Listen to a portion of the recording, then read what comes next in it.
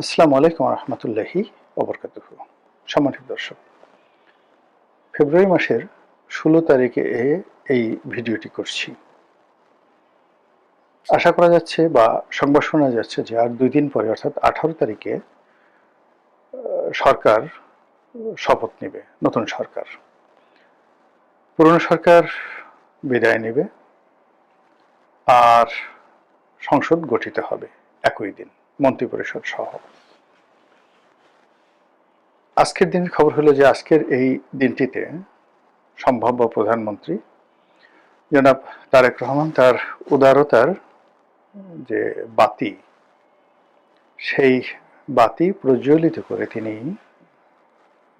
আমিরে চরমোনাই বা শায়েখে চরমোনাই, চরমোনাই পীর সাহেব যিনি আসেন, তার দরবারে যাচ্ছেন দেখা করার জন্য। এর আগে তিনি আমিরে জামাত ডক্টর শফিকুর রহমান সাহেবের সঙ্গে দেখা করেছেন এবং এনসিপির সভাপতি জনাব নাহিদ ইসলামের বাসায় গিয়ে সাক্ষাৎ করে এসেছেন। তার এই উদারতা নিয়ে সারা বাংলাদেশে আলোচিত হচ্ছে এবং সবাই বলার চেষ্টা করছে যে তিনি নতুন একটি যে ট্রেন্ড চালু করলেন বাংলাদেশে, এটি বাংলাদেশের রাজনীতির যে সভ্যতা, ভব্যতা, সৌজন্যতা, এটাকে বহুদূর এগিয়ে নিয়ে গেল। ইতিপূর্বে এটা কখনো হয়নি।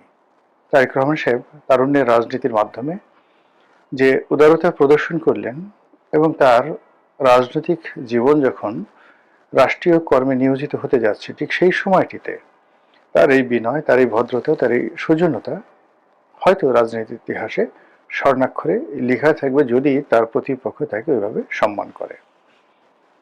অন্যদিকে খবর হলো যে ইতিমধ্যে ডক্টর মোহাম্মদ ইউনূসের একজন বিশেষ সহকারী প্রতিমন্ত্রীর পদমর্যাদায় তিনি দেশ ছেড়ে পালিয়েছেন।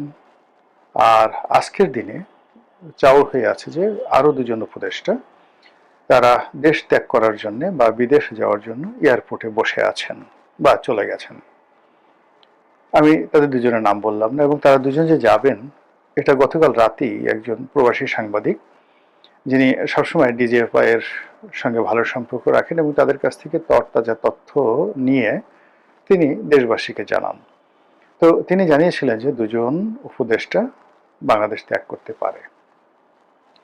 তো এই যে একটি অবস্থা, সেই অবস্থাতে আগামী 7 দিন কেমন যাবে? এখন সেই 7 দিন আজকে থেকে 7 দিন হতে পারে, অথবা নতুন একটি সরকার গঠন করার পর সেই সরকারের প্রথম কার্য দিবসগুলো যদি আমরা হিসাব করি 1, 2, 3, 4, 5, 6, 7, সেই 7 দিন কেমন যাবে সেই বিষয়গুলো নিয়ে মূলত আলোচনা করব, জাস্ট অনুমান নির্ভর।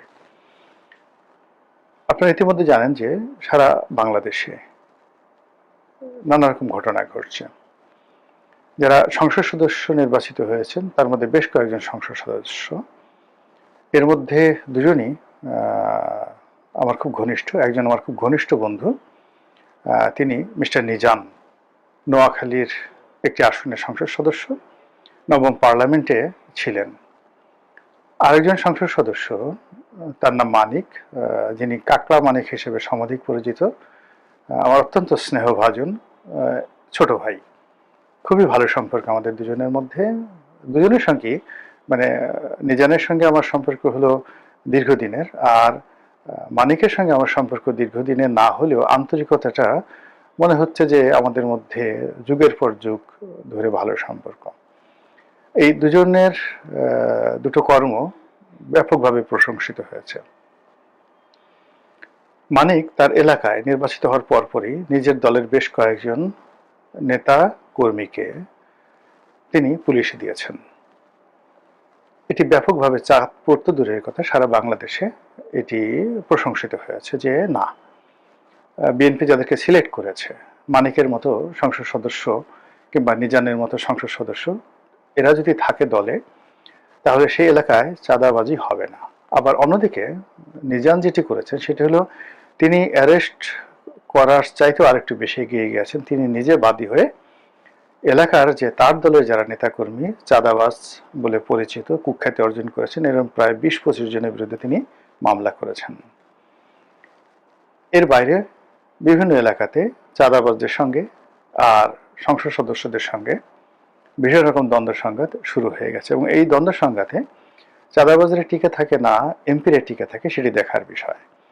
এটি গেল বিএনপির। অন্যদিকে জামাতের যারা লোকজন আছে তারা সঙ্গত কারণে ধরে নেওয়া হয় তারা চাঁদাবাজির সঙ্গে জড়াবেন না, চাঁদাবাজির সম্পর্কে তারা উচ্ছ্বসিত কণ্ঠে এর বিরোধিতা করবেন, এবং বিএনপির চাঁদাবাজির মাধ্যমে দেশের কি ক্ষয়ক্ষতি হয়েছে সেটি সংসদের ভিতরে এবং বাইরে দরাজ দিলে এবং বুলান্ত কণ্ঠে তারা সেটা প্রচার করতে থাকবেন। আগামী 7 দিন এটা সবার আগে হবে। পুলিশের মধ্যে, আমলাতন্ত্রের মধ্যে যারা যাকে বলা হয় অতি উৎসাহী, তারা দৌড়াদৌড়ি করবেন পল্টন অফিসে, বিএনপি নেতাদের বাসায়, এমনকি তারেক রহমান সাহেবের বাসায়। ইতিমধ্যে আমরা জানি যে একজন পুলিশ কর্মকর্তা বেশ আলোচিত গত 17 মাসে, তার নাম মিস্টার মাসুদ। তো মাসুদ হলো সেই ঢাকার একটি জোন, পুলিশের একটি জোন, সেটি দক্ষিণ, সম্ভবত মেট্রোপলিটন পুলিশ কমিশনার, উপকমিশনার দক্ষিণ, সাউথ। এটা খুব গুরুত্বপূর্ণ একটি এলাকা। এই এলাকায় ঢাকা বিশ্ববিদ্যালয়, এই এলাকায় শাহবাগ প্রেস ক্লাব। তো এই যে মাসুদ, তিনি এই গত 17 মাসে তার বিভিন্ন অ্যাকশন কর্মকাণ্ডের জন্য পরিচিত।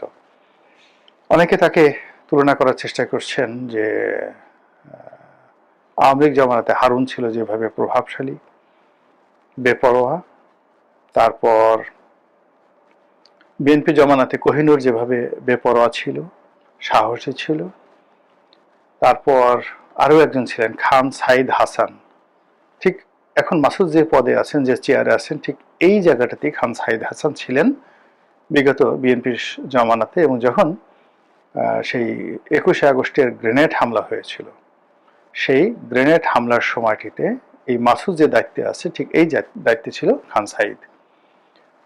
তো সেই জায়গাতে এখন মাসুদ বসে আছেন লম্বা চূড়া। এখনো পর্যন্ত তার বিরুদ্ধে কোনো দুর্নীতির অভিযোগ আসেনি, অনিয়মের অভিযোগ আসেনি, এবং এখনো পর্যন্ত যেটি হলো সেটি হলো তিনি তার পেশাদারিত্ব এবং পরিস্থিতি মোকাবেলা করার জন্য যতটা কঠোর হওয়া দরকার, সঙ্গে সঙ্গে যতটা নরম হওয়া দরকার, দুটো জিনিসের সমন্বয় তিনি করে যাচ্ছেন একজন আলোচিত পুলিশ কর্তা হিসেবে।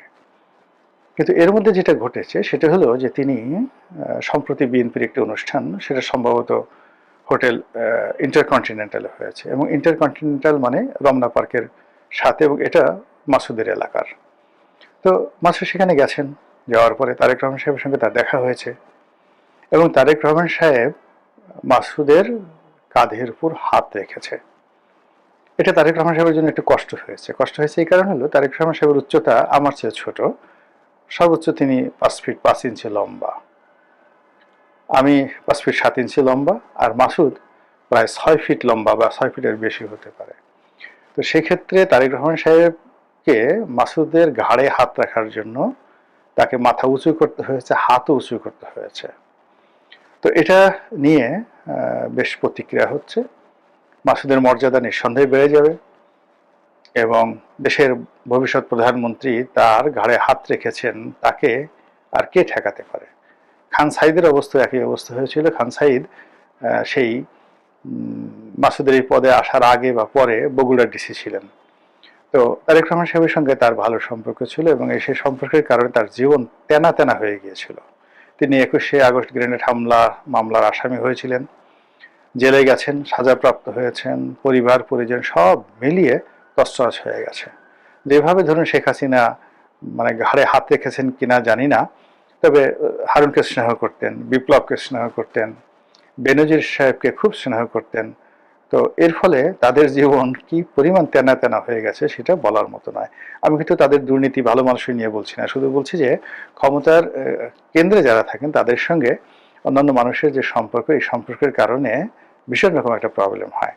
যেমন ধরুন আমি খুব সাধারণ অখ্যাত একজন মানুষ, এখন এই অখ্যাত একজন মানুষের সঙ্গে হঠাৎ যদি লোকজন দেখেন যে তারেক রহমান সাহেব আমার বাসায় গেছেন, আমার গাড়ি হাত রেখেছেন, বা আমার প্রতি একটু অতিরিক্ত আকর্ষণ দেখিয়েছেন, আমিরে জামাত আমার বাসায় গেছেন, আমার সঙ্গে একটু ভাবসাব দেখিয়েছেন।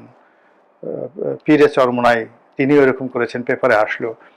আপনি বিশ্বাস করেন এই ফুলের তোড়া নিয়ে বহু মানুষ আমার এই অফিসে চলে আসবে, আর কিছু হোক বা না হোক তারপরে হয়তো তারা আমাকে দ্বিতীয়বার জিজ্ঞাসা করবে না, তারপরে তারা আমার নামটা হয়তো মনে রাখবে না, তারা হয়তো জানেও না যে গোলাম মোল্লা রানীকে। যে কোনো কারণে তাদের মনে হলো হাত, আমার কার্ডটা দেখে তাদের মনে হলো একটু লোকটার কাঁধে হাত দিই, এতে কিন্তু আমার সর্বনাশ, ওটা আমার জন্য কেয়ামত হয়ে যাবে। তো এটা হলো ক্ষমতাধরদের যে চালচলন, সেই চালচলনের একটা উদাহরণ। সেক্ষেত্রে যারা ক্ষমতাধর লোক, তাদেরই দায়িত্ব যে কার সঙ্গে হ্যান্ডশেক করবেন, কার মাথায় হাত বুলাবেন, কার ঘাড়ের উপর হাত রাখবেন, এবং কার বাসায় যাবেন কিংবা কার বাসায় যাবেন না। কিন্তু যাকে তারা একবার কাছে রাখবেন তারও যেভাবে জীবন তেনা তেনা হয়ে যাবে, আর তারা যদি কাউকে দূরে ঠেলে দেন বা ওই পবিত্র জবান দিয়ে কারো বিরুদ্ধে একটা টু শব্দ করেন, তাহলেই তার জীবন কিন্তু শেষ। তো এই যে সামনে যে সময়গুলো আসছে, এই সময়টিতে বিএনপির যারা শীর্ষ নেতৃবৃন্দ রয়েছেন, মন্ত্রী পরিষদে যারা সদস্য হবেন, তারপর স্বয়ং তারেক রহমান সাহেব যাদের মাথায় হাত বুলাবেন, যাদেরকে কাছে ডেকে নেবেন, বা যে সমস্ত লোক এখানে দৌড়াদৌড়ি করবে, তাদেরকে কেন্দ্র করে যাকে বলা হয় সচিবালয়ের ভিতরে বাইরে জনারণ্যে যে রসায়ন তৈরি হবে, এর ফলে অনেক বড় বড় ব্যবসা বাণিজ্য শুরু হয়ে যাবে এবং অনেক সৃষ্টি এবং অনাসৃষ্টি তৈরি হয়ে যাবে অতীতের মতন করে। এই গেল প্রথম কাজ। দ্বিতীয় যে সমস্যাটা বলবো সেটা হলো যে এখনো পর্যন্ত যেহেতু শপথ হয়নি, শপথ যদি একদিন পিছিয়ে যায়, দুদিন পিছিয়ে যায়, সেটা কেমন হবে? আবার আলেরিয়া সাহেব যেভাবে বলেছেন যে এখানে সংসদ সদস্যরা দুইবার শপথ নেবেন, প্রথম শপথ হলো সেই কনস্টিটিউশনাল অ্যাসেম্বলির সদস্য হিসেবে, আর দ্বিতীয় শপথ হলো সংসদ সদস্য হিসেবে। এখন এটা আমাদের সংবিধানে নেই, বা এটা আমাদের যে রুলস অফ বিজনেস এটা তো নেই। এখন এটা করতে গিয়ে সরকারের সঙ্গে, মানে বর্তমান অন্তর্বর্তীকালীন সরকারের সঙ্গে যারা নির্বাচিত সংসদ সদস্য তাদের যে মতদ্বৈততা কোন পর্যায়ে থাকবে, এটা নিয়ে কিন্তু আমি যথেষ্ট আতঙ্কিত। এর কারণ হলো আলেরিয়া সাহেব যেটা বলেছেন সেটা জামাতের আমির বা আমিরের জামাত এটা বলেছেন যে এরকমই হওয়া উচিত, আর বিএনপির পক্ষ থেকে এ ধরনের কোনো কিছু বলা হয়নি।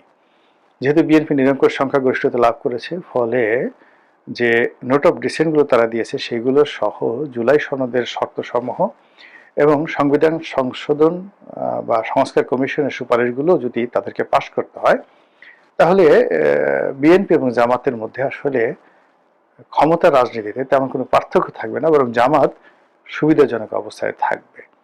তো এই যে ঘটনাগুলো এটা আগামী 7 দিনের মধ্যেই ঘটে যাবে। এরপর ভারত থেকে মেহমানরা আসবেন সরকারের শপথ গ্রহণ অনুষ্ঠানে, পাকিস্তান থেকে নিঃসন্দেহে আসবেন, আর অনেক দেশ থেকে আসবেন।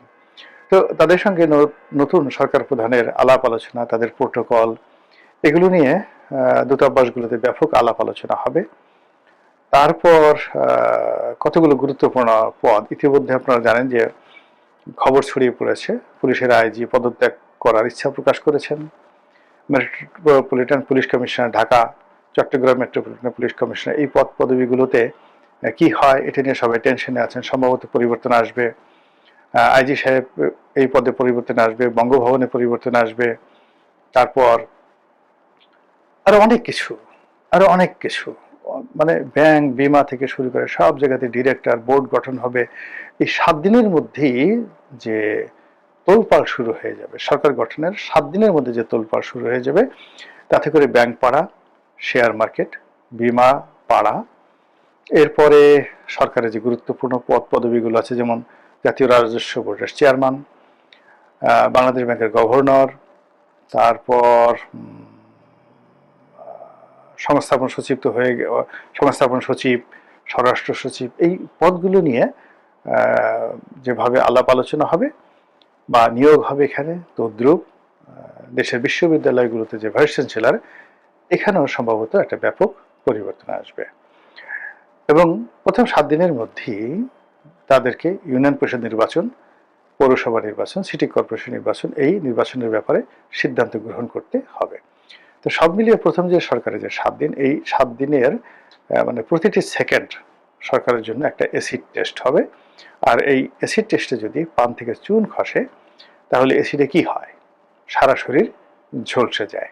সরকারের ভুল হলে তারও অঙ্গহানি হবে, অঙ্গ ঝলসে যাবে এবং প্রতিপক্ষ তারা আরো শক্তিশালী হয়ে পড়বে। মহান আল্লাহ আমাদের সবাইকে হেদায়েত দান করুন এবং হেফাজত করুন। আসসালামু আলাইকুম ওয়া রাহমাতুল্লাহি ওয়া বারাকাতুহু।